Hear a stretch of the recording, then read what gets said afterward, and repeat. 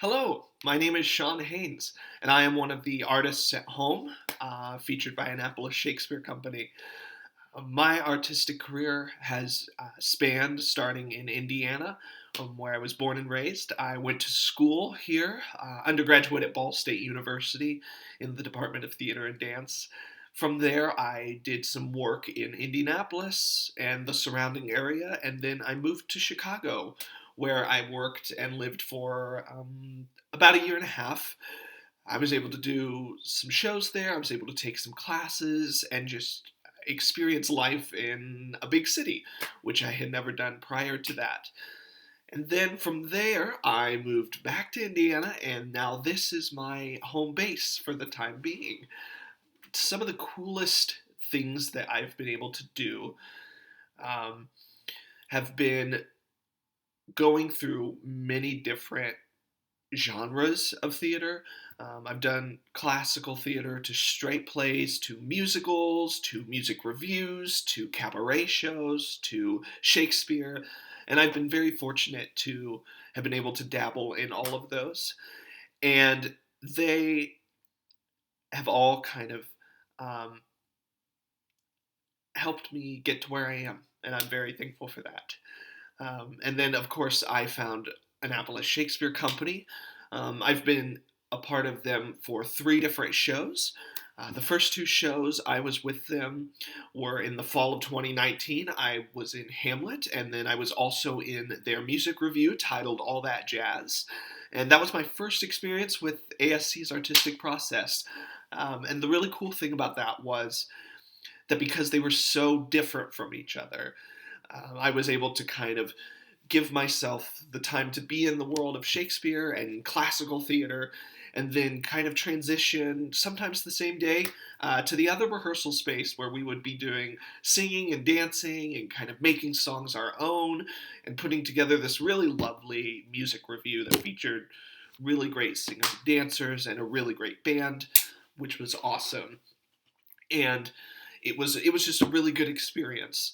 And then the last or latest production I had been a part of was You're a Good Man, Charlie Brown, and we were in the middle of rehearsals for that when, unfortunately, the COVID-19 pandemic happened, and we were forced to close the production, which is very unfortunate because it was a great process, and the coolest thing and some of the most rewarding things about being there with the company and doing all those different shows there was not only was I in a different part of the country that kind of let me see how theater worked in that area and or with that company, um, but also I shared the stage and the collaboration space with really good people, and that was something that I hold very dear to me, because art is made through a collaboration of different people.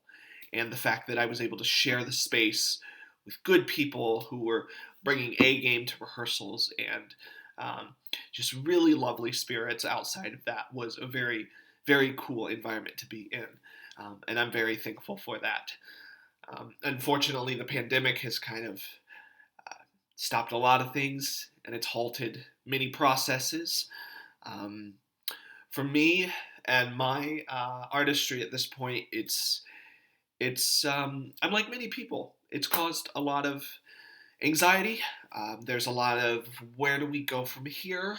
Um, I'm sure many artists have had across the country and world.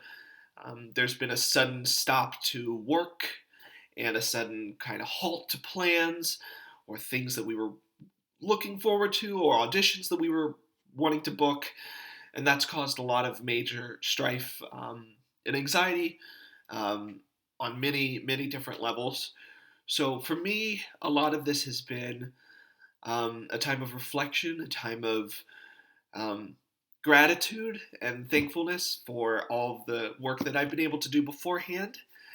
And it's also given me time um, to reflect and be thankful for what I've been given, and also to kind of have a moment where I'm starting to think about what's the future going to be.